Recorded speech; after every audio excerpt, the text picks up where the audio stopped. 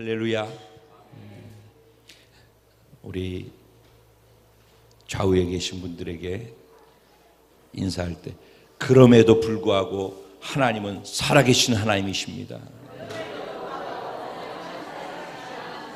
아멘. 할렐루야. 그럼에도 불구하고 우리 하나님은 살아계신 하나님이신 줄로 믿습니다. 우리는 그 하나님의 자녀입니다. 아멘. 오늘 그 하나님의 자녀들에게 하는 말씀을 함께 듣겠습니다. 은혜 받으실 하나님 말씀, 열왕기하 5장 1절부터 19절까지 말씀 되겠습니다.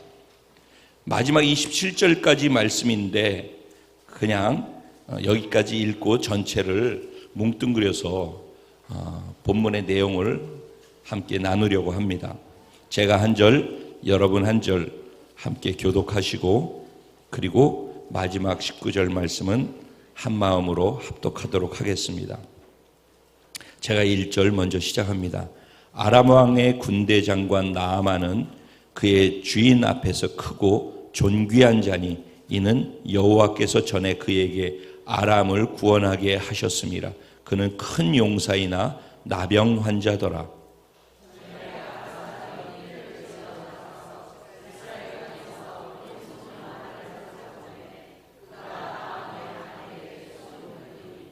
그의 여주인에게 이르되 우리 주인이 사마리아에 계신 선지자 앞에 계셨으면 좋았겠나이다. 그가 그 나병을 고치리다 하는지라.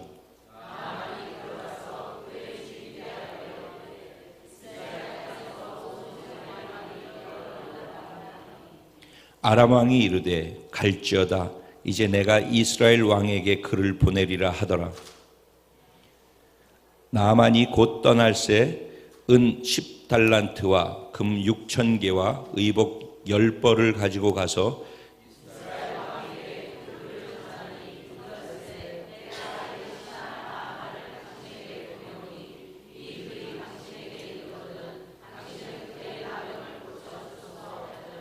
이스라엘 왕이 그 글을 읽고 자기 옷을 찢으며 이르되 내가 사람을 죽이고 살리는 하나님이냐? 그가 어찌하여 사람을 내게로 보내 그의 나병을 고치라 하느냐? 너희는 깊이 생각하고 저 왕이 틈을 타서 나와 더불어 시비하려 함인 줄 알라 하니라.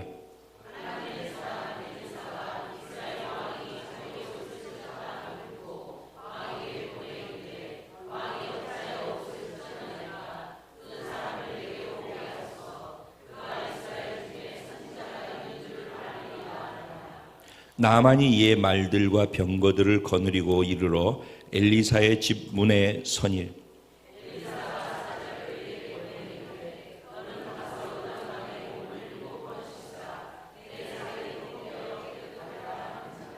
나아만이 노하여 물러가며 이르되 내 생각에는 그가 내게로 와서 서서 그의 하나님 여호와의 이름을 부르고 그의 손을 그 부위 위에 흔들어 나병을 고칠까 하였더라.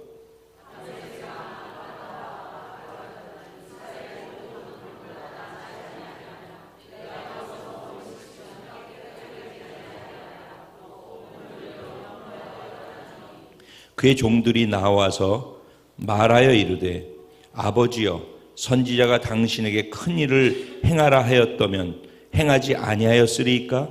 하물며 당신에게 이르기를 씻어 깨끗하게 하라 함이니이까 하니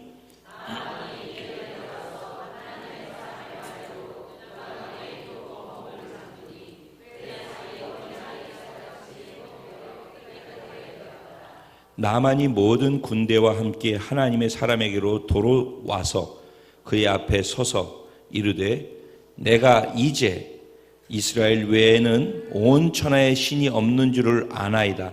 청하건대 당신의 종에게서 제물을 받으소서 하니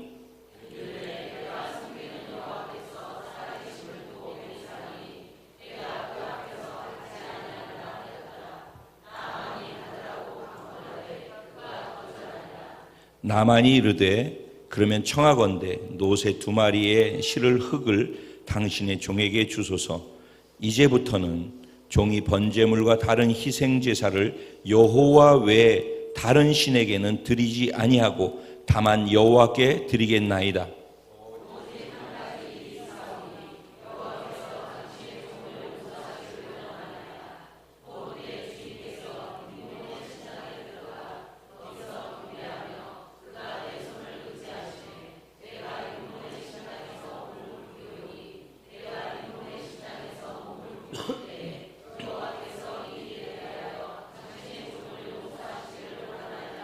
다 같이 엘리사가 이르되 너는 평안히 가라 하니라. 그가 엘리사를 떠나 조금 가니라. 아멘. 오늘 이 말씀을 가지고 정체성을 삶으로, 정체성의 변화를 삶으로 체험하는 자, 바로 당신입니다. 뭐라고요? 정체성의 변화를 삶으로 체험하는 자, 바로 당신입니다. 이 제목을 리더 단톡방에다가는 그 제목하고 본문을 올려드리잖아요. 그래서 구체적으로 묵상하고 적용해 주십시오. 그리고 중보기도 해 주십시오. 이렇게 올려드립니다. 이유는 리더들이 이 본문에 대해서 이해하고 그리고 소그룹으로 가서 인도할 때 좀 더 정확한 맥을 가지고 흘려줄 수 있게 되었으면 싶어서 그렇게 하는 것입니다. 그런데 그렇게 묵상을 하고 난 다음에 본인 나름대로 깊이 구체적으로 적용하고 묵상해 보고서 말씀을 들으면은 그냥 처음 듣는 분들보다는 조금 더 이해할 수 있고 생각하면서 아, 이 말이 이 말이었구나라고 들을 수 있기 때문에 이해의 폭이 넓어질 수 있을 거라 도움이 된다고 생각했기 때문입니다. 특별히 주제, 제목을 제가 정해서 드리는 것과 정하지 않고 드리는 것과는 굉장히 큰 차이가 있습니다. 본문을 읽고 묵상할 때 제목이 왜 이렇게 정해졌을까? 이 제목을, 이 본문을 통해서 어떻게 이해하고 이 제목을 풀어가려고 하는 것일까? 라는 제목이라는 주제를 걸어놓고선 그 본문을 보면 좀 더 뾰족하고 정확하게 방향을 잡아갈 수 있기 때문에 그래서 제목도 먼저 드리게 되는 것입니다.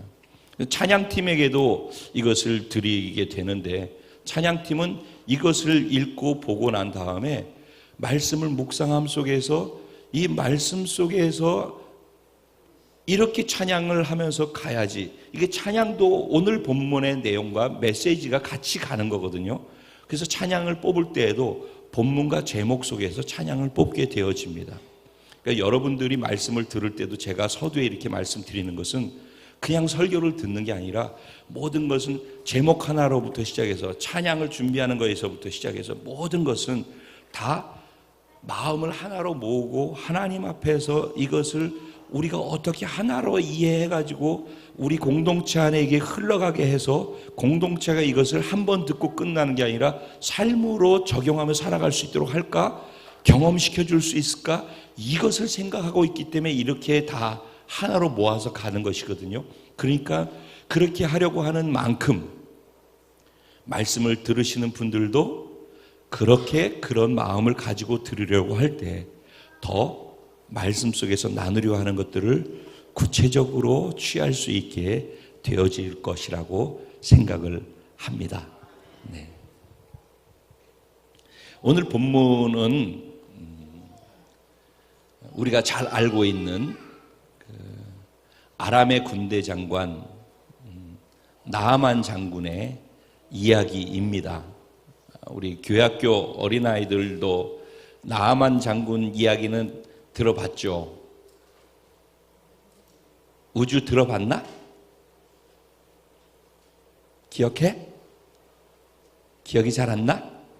그럼 오늘 듣고 기억해? 그러면 예원이는 어때? 들어본 것 같아? 그래서 나만 장군이 뭐로 유명해?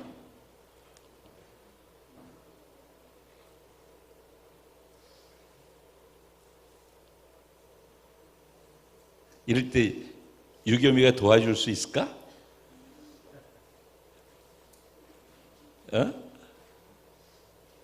나만 장군이 뭐로 유명해? 이야, 수아는 요새 질문하면 수아가 다 대답하는 것 같아. 수아야, 고마워. 그래.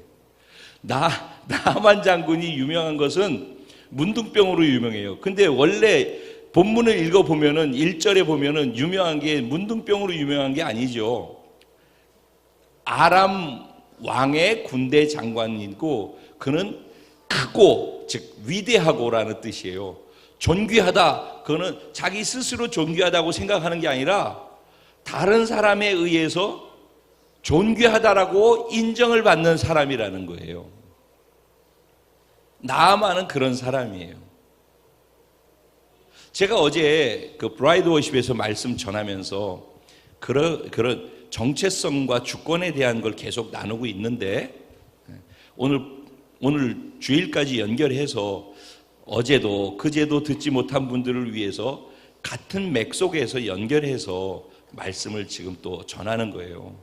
그러니까 여러분들 어제 그제 못 들으신 분들은 감사하는 마음으로 초롱초롱 마음의 눈을 뜨고서 들으시기 바랍니다. 네.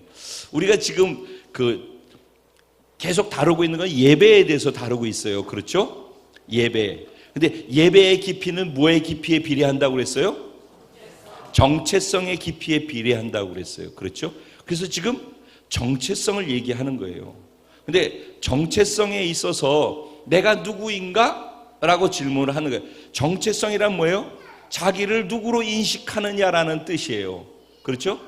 너는 너를 누구로 인식하느냐?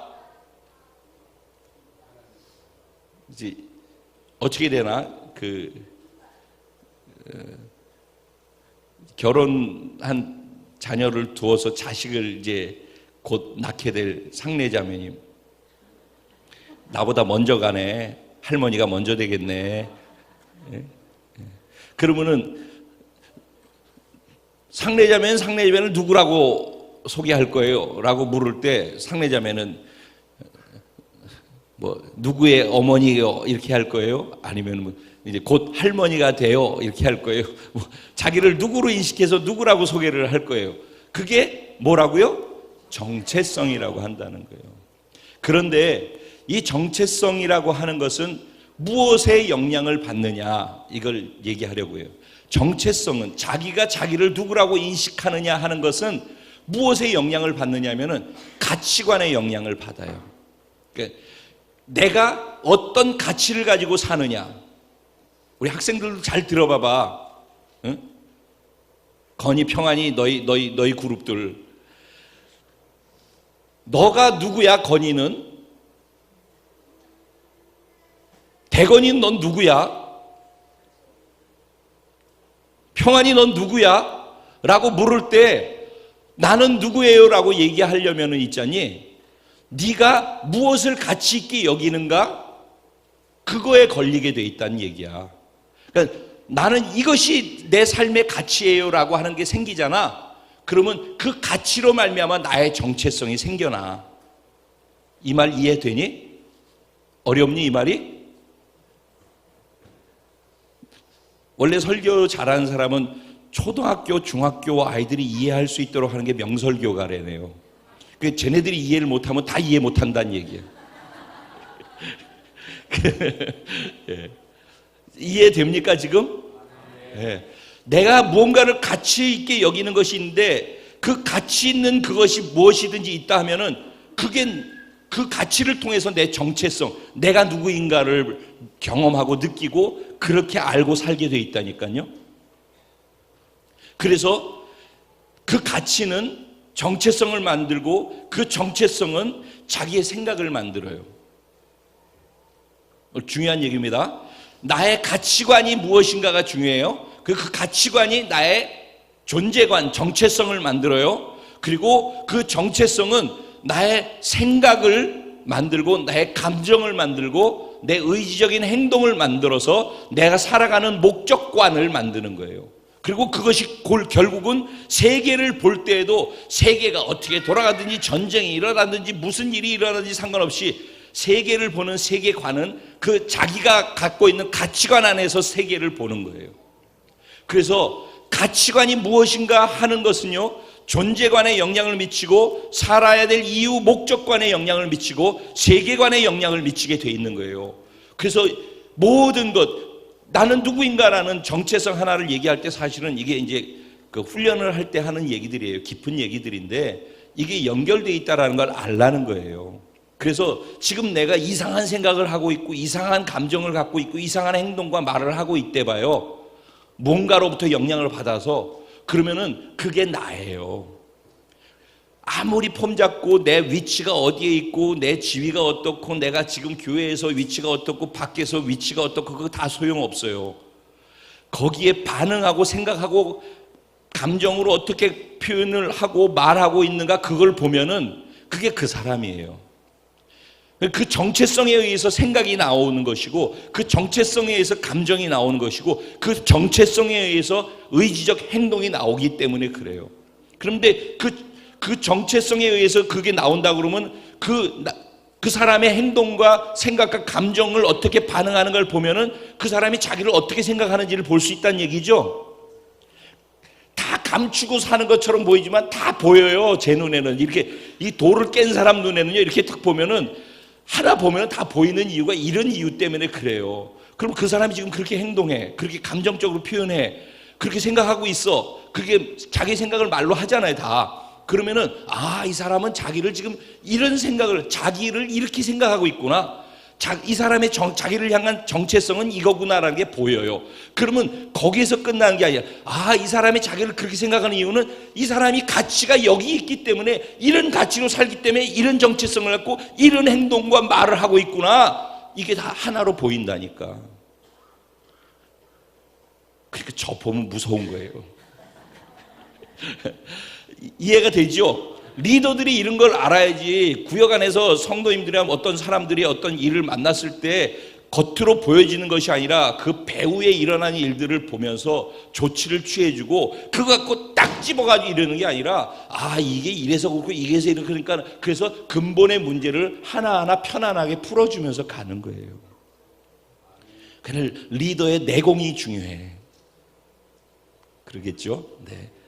왜 이 얘기가 서두에 나왔는가? 오늘 본문하고 연결해서 나아만 장군의 정체성에 관한 거예요.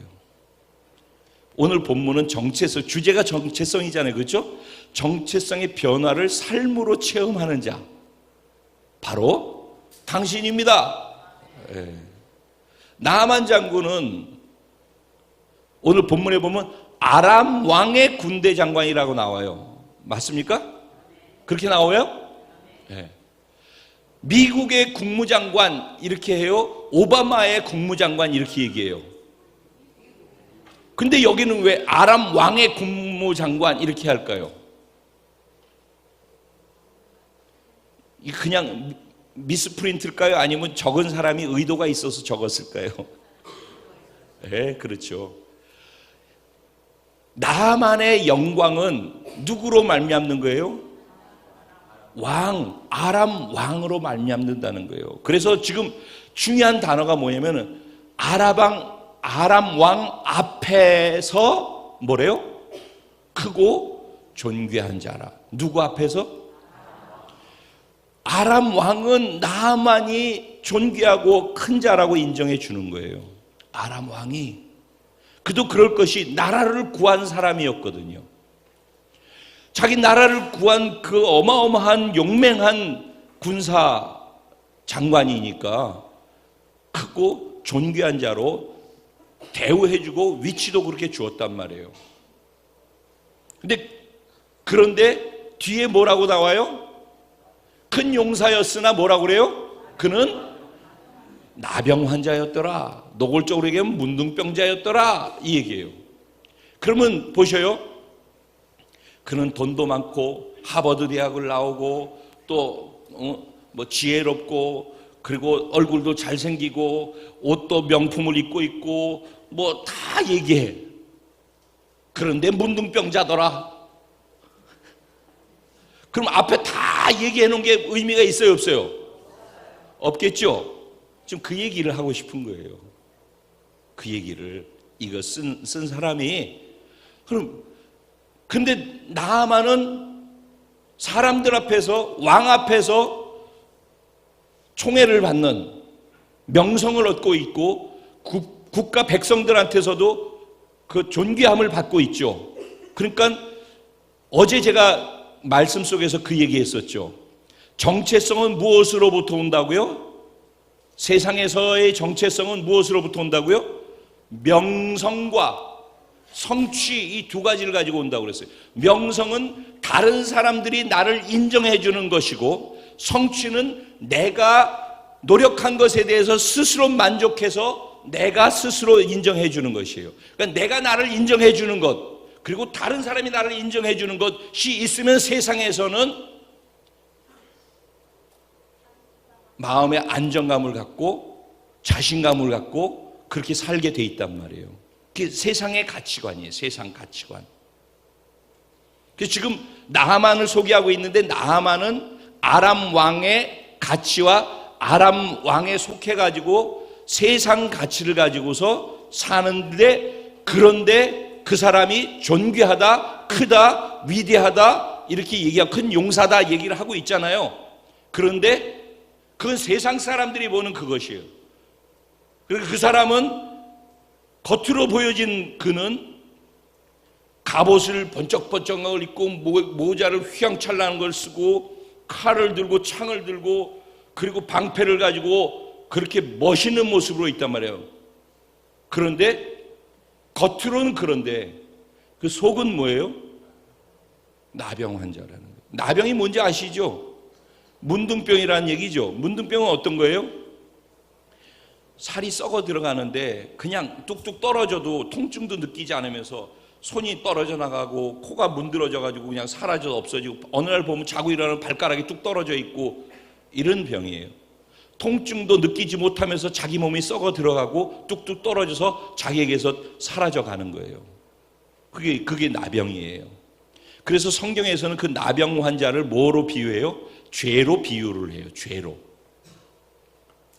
그 결국은 뭐예요? 그는 존귀하고 크고 위대한 용사였지만은, 그런데 그는 문둥병자, 즉 죄인이었더라 이거예요. 그게 이 사람이에요. 근데 이제 죄인인 것을 안에 박혀서 감춰져 있어요. 갑옷 속에 감춰져 있어요. 겉으로 보여지는 사람들이 다 인정하는 모든 것은 크고 위대한 사람이에요. 근데 한 사람 알고 있는 사람이 있어요. 가까운 가족들 알겠죠? 또 누가 가장 가까이서 알겠어요? 왕이 아는 거예요. 그러니까 왕은 나하만을 높여주고 나하만이 존귀한 사람으로 살 수 있게 해주지만은 그를 통해서 나라를 유지하려고 하는 것이고, 그리고 그가 자기를 넘보지 못하도록 나하만의 목줄기를 잡고 있어요. 너 내 말 안 들으면은 문둥병 걸린 거 다 사람들한테 발설할 거야. 그러니 나하만이 겉으로는 사람들 앞에 이르지만 속으로는 얼마나 고통스러운 삶을 살았을까 하는 것을 알 수 있겠죠. 다른 사람 앞에서는 이렇게 하고 있는데 속으로 혼자서 내면으로는 고통을 겪으면서 사는, 그러면서 누구에게도 그거를 표현할 수도 말할 수도 없는 그런 상태. 그게 나하만이라는 거예요.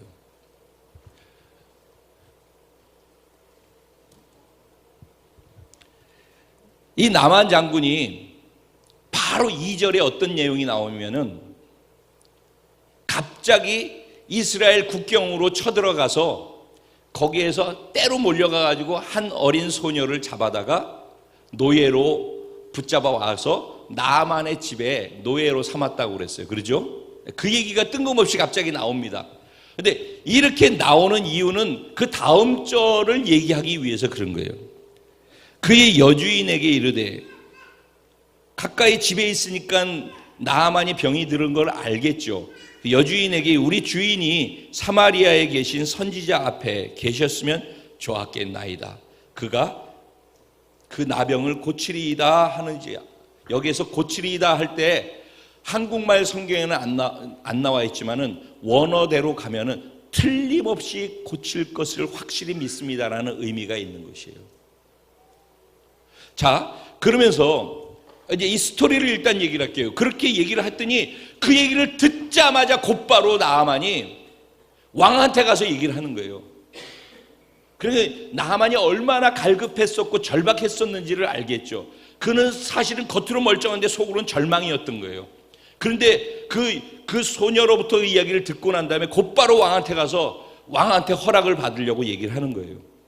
왜냐하면 다른 나라 적국으로 들어가야 되니까 왕한테 허락을 받은 거예요. 그런데 왕이 내가 편지까지 써줄게, 추천서 써줄 테니까 그거 들고 가라. 그래가지고 왕이 써준 편지를 들고서 그 나라로 이스라엘로 들어간 거예요.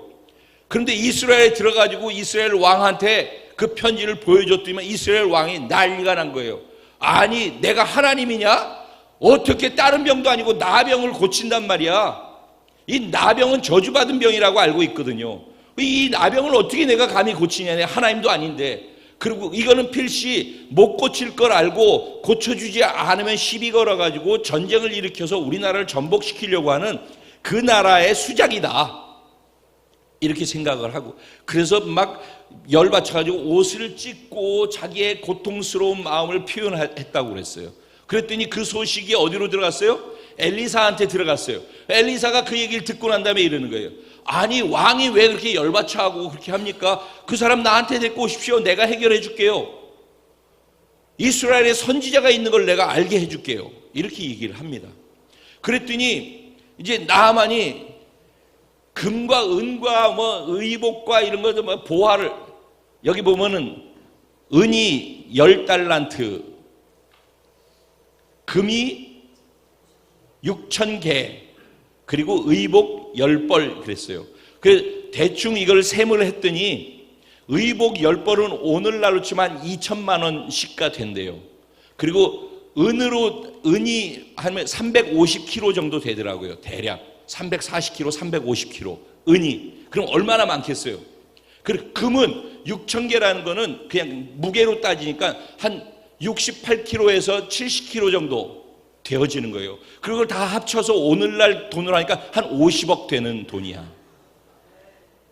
그러면은 자기 병 낫게 해주면은 이 50억을 갖다 다 주겠다라는 마음을 가졌으니까 그런 돈이 도대체 얼마나 많은 사람이었는가라는 것과 더불어 그가 얼마나 절박했는가 하는 것을 알겠죠. 그 돈과 이런 것들을 싸질머지고선 찾아가가지고 군사를 거느리고 군병들이 말을 몰고 자기는 마차를 타고서 그리고 엘리사의 집 앞까지 간 거예요. 그래서 엘리사의 집 앞에 이리 오너라 내가 왔다 이렇게 했더니 엘리사가 종을 불러가지고선 종한테 얘기하는 거예요. 군대 장관한테 가서 요단강에 가가지고 목욕 7번 해라. 그러면 낫을 것이다 라고 전해라. 그리고 얼굴도 안 비춰주는 거예요. 그랬더니 나만이 그때 열을 받았겠어요? 안 받았겠어요? 당연히 열을 받겠죠. 열을 받았던 이유가, 그래서 열 받았다라고 얘기하고 있어요. 그가 노하여 라고 그랬어요. 분노했다는 말이에요. 분노한 이유가 뭐라고 나왔어요? 거기 보면 분노한 이유에 대해서 나와 있어요. 뭐라고 나와요? 자기 생각에는 자기 나름대로의, 적어도 기본적으로 내가 이렇게 하면은 내 위치도 있고 그런데 이런 정도로는 행동해 줄 것 아니야라는 자기 생각이 있다라는 거예요. 자기 생각이. 내 생각에는 어떻게 할 거라고 생각했어요? 그가 적어도 버선발로 뛰어나오지 않더라도 나와서 자기 앞에 서서 자기에게 하나님 여호와의 이름을 부르면서 자기 아픈 부위에다가 손을 막 이렇게 하면서 어떤 주술 사적인 어떤 걸로 해가지고 치료하는 그런 치료 행위를 자기한테 할 거라고 기대했던 거예요. 근데 이게 콧배기도 안 비치고선 종 하나 뜩 나오게 해가지고선 가가지고선 물에 가서 씻으라고 그러니까는, 아니 우리나라에는 여기 요단강 꾸정물보다도 더 아름답고 좋은 강이, 정말 멋있는 강이 진짜 2개나 있는데 우리가 여기 와가지고서 씻을 건 뭐 때문에 여기 오느냐? 열받쳐가지고 간다! 그리고 돌아가려고 했더니 그 종들이, 같이 따라왔던 종들이 하는 얘기가 뭐라고 얘기를 하냐면, 어차피 그보다 더 힘든 일을 하라고 해도 아쉬우니까 했을 거 아닙니까? 그럼 가서 씻으라고 하는데 그거 어렵습니까? 그랬더니 생각해보니까 그렇거든요. 내가 지금 큰 소리 칠 위치가 아니거든요.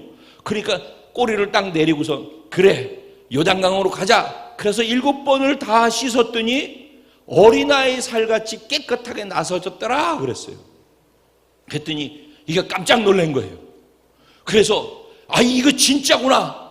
그리고서 다시 엘리사한테 찾아가가지고 엘리사한테 자기가 갖고 왔던 그 모든 50억 되어지는 그것을 내가 다 줄 테니까 받아주십시오. 그리고 내가 이제 확실히 알았습니다. 이스라엘의 하나님 이외에는 다른 신이 없다라는 걸 내가 확실히 알았습니다. 이렇게 고백을 하는 거예요. 그리고 난 다음에 이걸 받으라고 그랬더니 엘리사가 그 물질을 받아야 안 받아요? 여러분은 어떨 것 같아?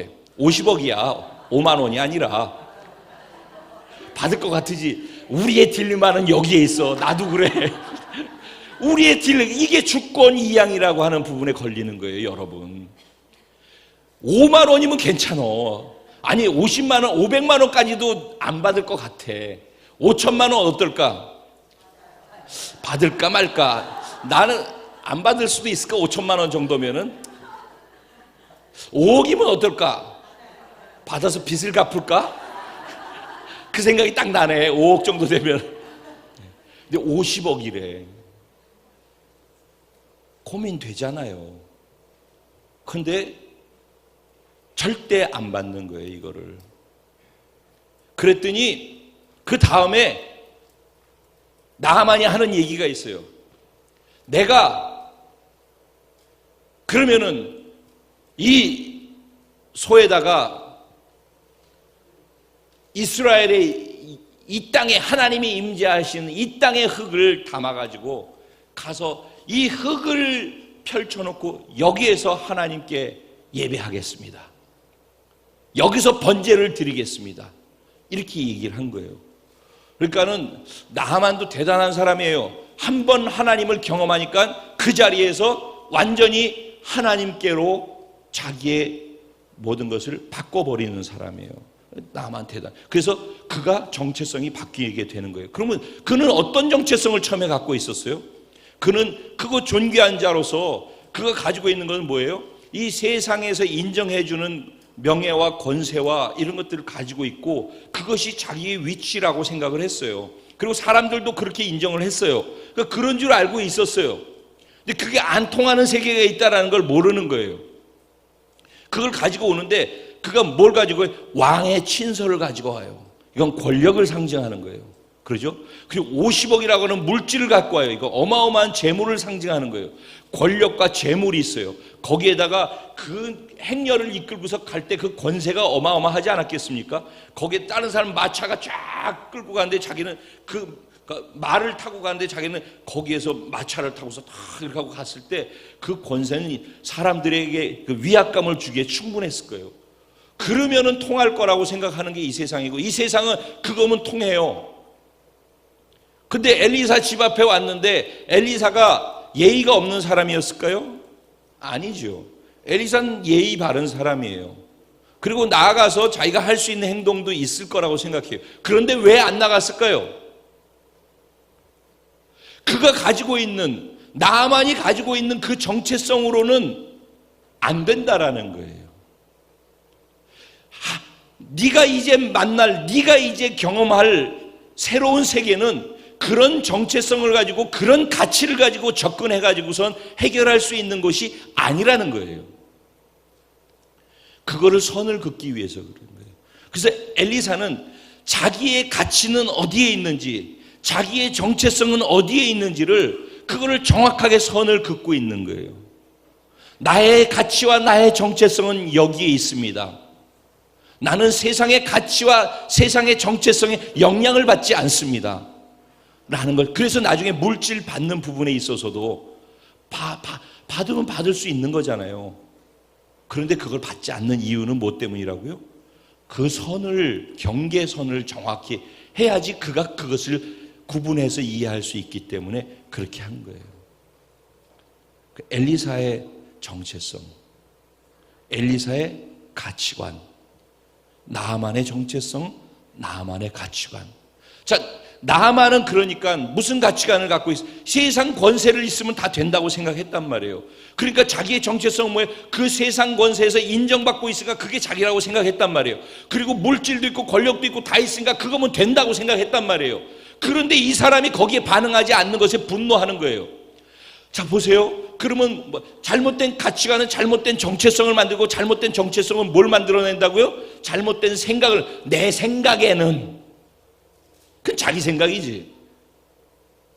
그건 세상 가치를 갖고 있는 자기 생각이잖아. 그런데 그 생각에 의해 가지고 어떤 행동에 분노가 나오잖아요. 분노를 나오게 만든 이유가 뭐예요? 자기 생각이 있었기 때문이야. 자기 생각과 달랐기 때문이야. 그래서 자존심이 상했기 때문이야. 그래서 분노했단 말이야. 왜 분노하고 왜 자존심이 상하냐? 정체성이 그랬기 때문이라는 거예요. 여러분, 여러분을 분노하게 만드는 거 있죠? 그거는 그 분노하게 만드는 것도 문제지만 그보다 더 큰 문제는요, 그 분노에 반응하는 자기 정체성 때문에 그런 거예요. 자기를 그런 자기로밖에 못 보고 있기 때문에 거기에 영향을 받는 거란 말이에요. 세상 사람의 가치를 기준을 갖고 살기 때문에 세상 사람들이 하는 반응에 같이 반응을 한단 말이에요. 세상은 그렇게 반응하게 돼 있어요. 세상은 그렇게 우리한테 요구하게 돼 있고 우리를 그렇게 찌르게 돼 있어요. 그게 세상이에요. 근데 그 세상이 우리를 찌를 때 세상에 내가 반응하는 반응이 세상 사람이면 같은 세상에 반응을 하는 것이에요. 근데 이쪽 사람이면은, 이쪽 정체성을 가진 사람이면, 이쪽 가치관을 가진 사람이면 이쪽의 가치가 따로 있기 때문에, 이쪽에 나를 인식하고 있는 인식 코드가 따로 있기 때문에 이쪽의 생각과 반응도 다르게 나간단 말이에요. 이런 것을 생각하면서 그냥 듣지 말고, 나는 세상에서 오는 반응들에 대해서 어떤 생각을 하고 어떤 감정의 표현들이 나오는가를 한번 잘 생각해 보셔요. 그러면 나는 지금 어떤 정체성을 갖고 있는가? 그러면 내 가치는 혹시 하나님인 쪽의 가치가 아니라 세상 쪽의 가치를 갖고 있기 때문에 이렇게 반응하는 거 아닌가를 생각해 보시면은, 그러면은 이제 나를 바꿀 수 있는 기회가 생기는 거예요. 말씀을 들을 때 이렇게 들어야지 되는 거예요. 그래야지 자기를 살펴볼 수 있고, 아, 이런 부분들이 내가 안 되는 게 있구나, 이거 바꿔야 되는구나라고 자기를 바꿀 수 있는 시도를 할 수 있어요. 근데 이거를 그냥 아무 생각 없이 듣고 자기와 상관없이 옛날 성경 이야기를 재미있게 듣는 것으로 끝난다. 그리고 가슴에 뭉클한 은혜가 됐다, 새로운 지식을 경험했다, 그걸 설교 듣는 시간으로 이해하면은 아무 10년 20년 지나도 변화 없다니까요. 중요한 것은 우리의 가치가 말씀을 듣는 가운데 바뀌어야 된다니까. 그래야지 우리의 정체성이 바뀌고, 그래야지 우리 생각이 바뀌고, 환경 속에서 다가오는 문제에 대해서 반응하는 반응, 감정의 표현이 바뀌고, 말과 행동이 바뀌게 된다니까. 아멘. 그러니까 정체성의 변화를 삶으로 경험하는 자, 바로 당신이라니까. 그러면 뭐가 먼저 돼야 되겠어요? 가치 기준이 바뀌어야 되겠죠. 가치가 바뀌어야 돼요. 자, 이제는 시간이 많이 갔으니까 정리를 제가 할게요. 자, 이제 사람을 대조해서 한번 볼게요. 나아만을 지금 봤죠. 나아만과 대조해서 엘리사하고 비교해야죠. 엘리사는 무엇이 엘리사의 가치죠? 하나님이에요. 하나님과 하나님의 말씀이 그의 목숨과 그의 자존심과 그의 삶의 모든 것에 영향을 미치는 거예요. 왜? 하나님께 가치를 두는 사람은 주권을 하나님께 두는 사람이라는 말하고 똑같은 거예요. 내가 왜 주권을 넘기는 게 어렵고, 왜 내가 내 시간을 하나님께 못 드리고, 왜 내 물질을 하나님께 못 드리고, 왜 내가 소중히 여기는 것을 하나님보다 더 소중히 여기고, 왜 내가 좋아하는 걸 하나님보다 더 좋아하고 거기에서 그것을 바꾸지 못하는가? 이유는 하나님께 주권을 두지 못하기 때문에 그런 거예요. 중심을 하나님한테 두지 않기 때문이란 말이에요. 엘리사가 만약 그래가지고 군대 데리고 왔는데 군대가 그 집, 아니 뭐 지금 이스라엘하고 전쟁 나든지 뭐니 내가 이세를 이길 수 있는 권세가 있고 능력도 있는 군대 장관인데 그냥 가서 야, 저 자존심 상한데 쟤 그냥 끌어내라, 죽여버려라. 그럼 어떡할 건데? 그런데 그거하고 상관없이 자기가 자기의 정체성과 자기의 가치를 지키지 않냐고. 무엇 때문에? 그의 가치가 목숨에 있지 아니하고 하나님께 있기 때문에. 그러니까 우리의 가치가 하나님께 있어야 된다니까. 그저께 누가 기도하는데 화살 기도를 했던가? 거기에서 갑자기 뜬금없이 감추인 보화에 대한 기도를 하셨어요. 그럼 감추인 보화 아시죠? 그 비유. 그게 하나님의 나라 천국이고 구원에 대한 얘기예요. 근데 감추인 보화, 여기 이 땅에 보화가 감춰져 있어. 근데 여기 감춰져 있다는 걸 알았어. 그러면 이 보화를 얻기 위해서 이 감춰져 있는 이 땅을 사야 될 거 아니야. 그러니까는 사돈의 팔순까지 있는 거 다 해가지고 돈을 모아가지고 빌려가지고 이 땅을 샀다고 그랬어. 그러면은 이 땅을 빌려서 샀지만 여기에 뭐가 있어? 이 빌린 돈을 다 갖고도 남음이 있는 보화가 여기 있지 않냐고. 근데 중요한 것은 이렇게 행동할 수 있으려면은 뭐가 먼저 선행돼야 돼? 여기 감춰져 있는 보화가 어마어마한 가치가 있다라는 걸 인정해야지 되지 않냐고. 그게 하나님이라니까. 우리가 구원받는다고 할 때 그것 때문에 하나님께로 나를 다 드리고 시작하는 게 구원 아니에요? 그래서 나를 죽음으로 넘겨버리고 그리고선 예수 그리스도 안에서 새로운 생명으로 그분의 생명으로 그분으로 시작하겠다라고 선택한 게 구원 사건 아니냐고. 그게 신앙생활의 시작 아니냐고. 교회 나오는 게 구원이 아니라니까. 신앙생활은 그것으로부터. 그래서 첫 단추 얘기 계속 했잖아요. 그게 구원이라니까. 주권이 하나님께 완전히 넘어가는 것이 구원의 시작이라니까. 사실은 하나님이 가장 소중한 것이 돼야지 된단 말이에요. 그러면은 가장 소중하고 모든 것을 다 팔아서라도 사야 하는 분이 하나님이다라는 것이 될 때 그 하나님의 가치가 만약에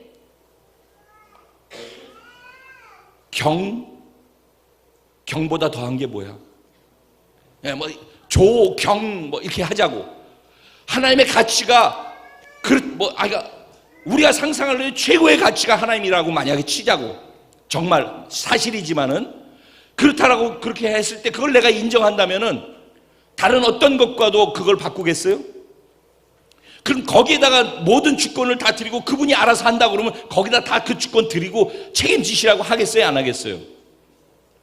이게 진짜지 않냐고. 진짜는 이런 것이 맞는 거 아니냐고. 우리가 너무 막연하게 두리뭉실하게 구원 사건이라든가 신앙생활을 이렇게 쑥 들어왔기 때문에 이 부분이 정확하지 않게 가기 때문에 막 떠밀려 가고 있는지도 모른다니까요. 그러면 나만은 세상의 가치관을 갖고 사는 사람이고 여기는 하나님 가치를 두고 사는 사람이란 말이에요. 자, 이제 또 한 사람 소개할까요? 나아만과 게하시라고 하는 이 뒤에 19절 이후에부터 27절까지 나오는 게하시. 게하시는 누구죠? 우리가 잘 알고 있는 엘리사의 종이에요. 그러죠? 그럼 엘리사는 뭐라고 소개해요? 하나님의 사람 엘리사라고 하죠. 그렇죠? 그럼 게하시는 엘리사의 종으로 있으면서 엘리사가 죽은 자도 살리고 어마어마한 기적을 행한 거 다 같이 있으면서 봤을 거 아니야. 그렇죠? 그는 종으로 같이 있었으니까 엘리사가 하는 모든 걸 다 같이 경험하고 본 사람이라고. 그리고 엘리사가 하는 하나님의 지혜로운 선지자의 말씀을 다 들었을 거 아니냐고. 복된 말씀 다 들었을 거 아니냐고. 가장 잘 알지 않겠냐고. 그러겠죠? 그게 게하시야야. 근데 게하시가 어떻게 해요? 나아만이 이런 시간을 겪어가지고 결국은 요단강에서 씻고 치료됐어요. 치료됐더니 치료된 사건으로 다 끝나자마자 게하시가 등장하는데 게하시가 엘리사가 안 받겠다고 해서 돈하고 다 보내버렸잖아요. 그랬더니 몇 걸음 가지 않았는데 쫓아가가지고선 그 주인이 마음이 바뀌어가지고 여기 저 선지 생도들이 둘이 있는데 어렵게 신학생활하는 신학생들 둘을 도우라고 그랬다고. 명분도 좋아. 그래가지고선 거기에서 2개씩만 주십시오. 2사람인데 신학생 지원금으로 2사람. 그래서 2달란트 의복 2개. 그랬더니 아니 내가 더 줄게. 그리고 너무 고마워가지고 그때부터 네가 바뀌어가지고 나하만이 하나님의 사람의 종이라고 하더라도 존중해가지고 그가 타고 있는 마차에서 내려와서 맞았다고 그랬어요. 그렇게 진심으로 그가 했는데 그를 속여가지고 그걸 받아서 엘리사한테 가기 전에 자기 집에다가 그걸 숨겨놨어요. 그래서 엘리사가 가만히 있어도 다른 나라에서 일어난 일을 다 아는 하나님의 사람인데 속을 거라고 생각했던 모양이야. 그랬더니 야, 넌 냄새 나는데? 아니에요, 아무 냄새도 안 나요. 저 안 먹었는데요, 고기 안 구워 먹었어요. 이러는 거죠. 그랬더니 결국은 게하시가 나만이 걸렸던 문둥병에 걸려서 그 자자손손이 문둥병에서 벗어나지 못할 것이다 라고 그랬어요. 자, 보셔요. 나아만은 세상 사람인데 하나님, 세상의 가치를 갖고 살았었는데 하나님을 가치로 두고 살겠다라고 선택하면서 그가 하나님의 사람이 됐어요. 그리고 이제는 이방신을 섬기지 않고 하나님께만 예배하겠다고 그랬어요. 그렇죠? 나아만이 그렇게 바뀌었어요. 그러면서 구원받았어요. 그리고 문둥병 죄로부터 벗어났어요. 그랬더니 게하시는 누구예요? 세상 사람이에요? 게하시는 하나님의 사람의 종이고 하나님의 말씀을 늘 가장 깊은 말씀을 들었던 사람이고 하나님의 기적을 날마다 옆에서 보면서 경험했던 사람이라니까. 그런데 하나님 안에 있는 사람인데 그의 가치가 세상 속에 있었다니까. 여러분 잘 들어보셔요. 차라리 나하만이 낫지. 하나님 안에 있는 사람이 세상의 가치를 갖고 살아갈 때는 이거는 또 다른 문둥병이라니까. 하나님을 주권으로 하나님이 최고의 가치로 두고 사는 것으로 완전하게 고리가 100% 걸리지 않으면은 이런 현상이 일어난다니까. 이런 현상이. 그래서 우리 삶이 계속 다른지 쳇바퀴처럼 또 섰는가 하면 또 가고 또 틀어지고 또 문제 생기고 또 힘들어지고 이런 일들이 반복되는 것은 첫 단추를 똑바로 안 끼고선 시작하기 때문에 계속 어려움들이 계속 온단 말이죠. 또 이제 두 사람을 또 하나 나열을 해볼게요. 하나는 이스라엘 왕이에요. 이스라엘 왕은 누구예요? 하나님의 백성들을 통치하고 다스리는 사람이에요. 그렇죠? 근데 문둥병이라고 하는 그 사안이 자기한테 왔을 때 그는 아니 내가 하나님도 아닌데 어떻게 이 문둥병을 고쳐? 이거 지금 국가 재난 상태 아니야? 라고 생각했어요. 그렇죠? 이스라엘 왕이 하나님 백성들을 통치하는 왕이 그렇게 생각했어요. 그런데 계집종은 어떻게 했어요? 계집종 상황은 어때요?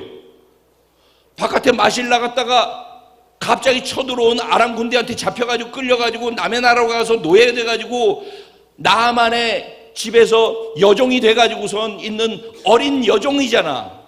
어린 노예란 말이야. 여자 노예. 남의 나라 잡혀가서 남의 집에서 고생한 노예. 둘을 비교해 볼까요? 이 노예인 작은 여인은 뭐라고 고백했어요? 나만의 문둥병에 대해서. 왕은 아까 그렇게 표현했죠. 내가 하나님이야 어떻게 이걸 고치냐, 전쟁하자는 거 아니냐 이랬죠. 근데 이 소녀는 뭐라고 그랬어요? 선지자한테 가면은 틀림없이 낫습니다라고 얘기했어요.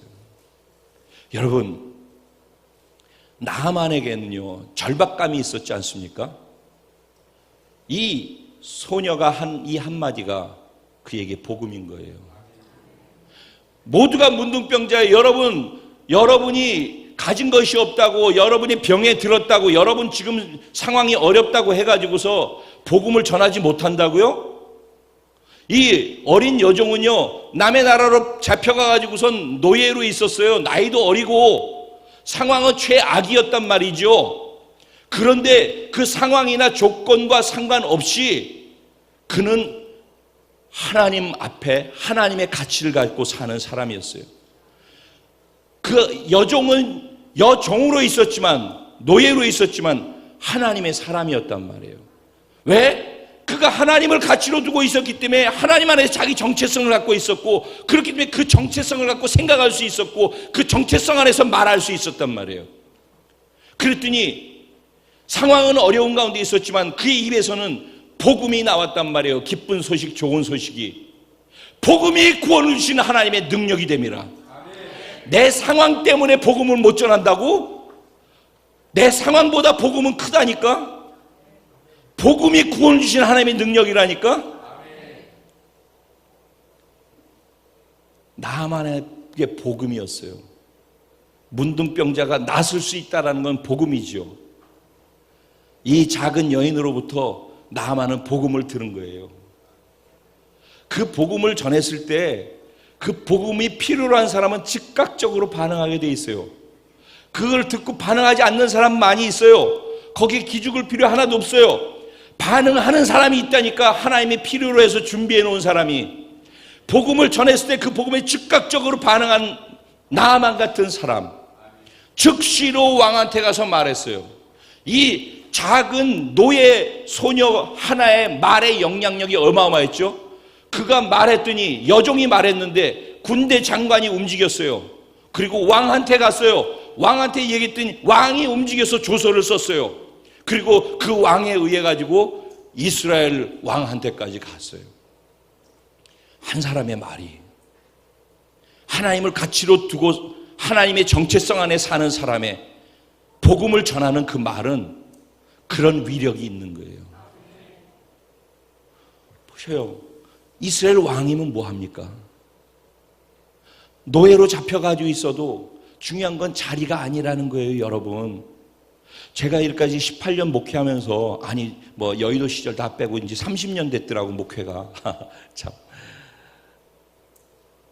목회하면서 제가 가장 안타까운 것은 뭐냐면요, 자리 때문에 시험 드는 사람들 보면 진짜 죄송합니다, 한심스러워요. 내가 이 자리에 있는데, 아니 난 저 자리에 갈 사람인데. 교회 문제 다 그것 때문에 생겨나. 자존심, 마음에 힘든 거 다 거기서 생겨나. 시험 드는 거 다 거기서 생겨나. 내가 거기 가야 되는데 못 가고, 그래서 어쩌고 저쩌고 다 그래서 생겨나. 아무 상관없거든요. 역할이 중요해. 역할이, 영향력이 중요하다니까. 자리에, 그 자리에 있으면서 역할을 못하면 얼마나 우스꽝스러운 사람이 되는지 아나?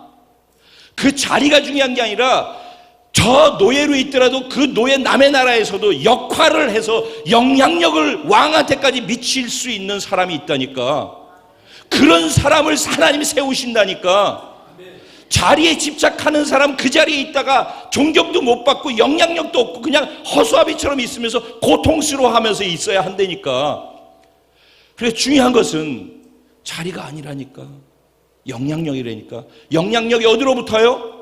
하나님 안에 정체성을 바르게 갖고 있는, 하나님을 가치로 둔 사람. 하나님이면 된다. 하나님이면 된다. 하나님이면 된다. 하나님이면 된다라고 믿는 사람. 내가 어디에 있든지, 내 상황이 얼마나 아프고 힘들든지 이 상황 속에서도 하나님은 하신다. 아까 그랬죠. 그럼에도 하나님은 살아계신 하나님입니다. 이 고백이란 말이에요. 지금 우리 상태는 이렇지만 그럼에도 하나님은 하나님이십니다. 저는 그 하나님을 믿는다니까요. 우리의 상태를 보고서 힘들어하면은 나락에서 늪에서 빠져나올 수가 없어요. 그런데 그 자리에서 하나님을 보면은, 그런데 하나님은 하실 수 있다니까. 우리 모두가 그 믿음을 갖기 시작하는 순간부터 우리를 통해서 하나님은 우리의 입술을 사용하시고, 우리의 정체성을 사용하시고, 우리의 생각을 사용하시고, 우리의 감정을 사용하시고, 우리의 말과 행동을 사용하시고, 그래서 우리를 통해서 군대 장관을 움직이고 왕을 움직이고 다른 나라 왕을 움직이는 놀라운 일들이 일어날 거란 말입니다. 이제 결단하셔야 합니다. 선택하셔야 합니다. 나만이 변화를 무엇으로 경험했습니까? 종의 말을 들었기 때문이에요. 겸손하게 낮은 자리로 내려왔기 때문이에요. 여기 위치적으로 요단강으로 내려가서 그랬는데, 위치적으로 내려가는 내려감이 아니라 그가 있는 자기의 정체성의 자리에서 내려와서, 낮은 자리로 내려와서, 군대 장관으로는 치료가 되지 않는 거예요. 하나님 앞에는 문둥병자로 나아가야지만 치료가 있는 거예요.